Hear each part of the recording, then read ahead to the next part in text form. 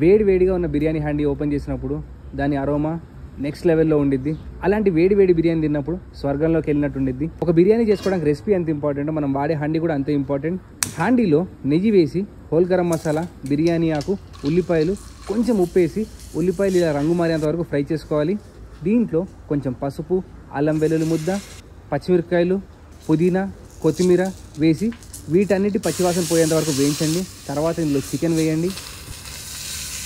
Chicken వేసి కాసేపు కలిపి మూత పెట్టి మగ్గించుకోండి. చికెన్ 5 నిమిషాలు మగ్గిన తర్వాత దీంట్లో పెరుగు, ధనియాల పొడి, కారం, గరం మసాలా వేసి కలిపేసుకోండి. మూత పెట్టి మరో 5 నిమిషాల పాటు మగ్గించండి. మనం వేసుకున్న చికెన్, పెరుగు అంతా కలిపేసుకొని బిర్యానీ మసాలా అయిన తర్వాత దీంట్లో కొంచెం నిమ్మరసం పిండేసి చిటికెడు రోజ్ వాటర్ వేయండి.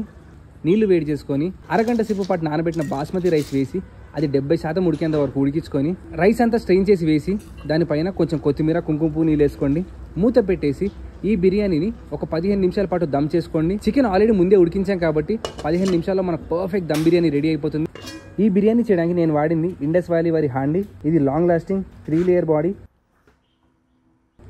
ఫుడ్ అస్సలు కింద మాడదు, అంటుకోదు. ఈవెన్ హీటింగ్ అవ్వడం వల్ల మన కుకింగ్ అనేది చాలా ఫాస్ట్గా, ఈజీగా అవుతుంది. మీరు కూడా ఈ హండీ ఆర్డర్ చేసుకోవాలి అనుకుంటే నా కూపన్ కోడ్ వాడండి ప్రణవ్12 అని. మీకు ఎక్స్ట్రా 12% డిస్కౌంట్ వస్తుంది. కింద డిస్క్రిప్షన్లో లింక్ ఉండిద్ది.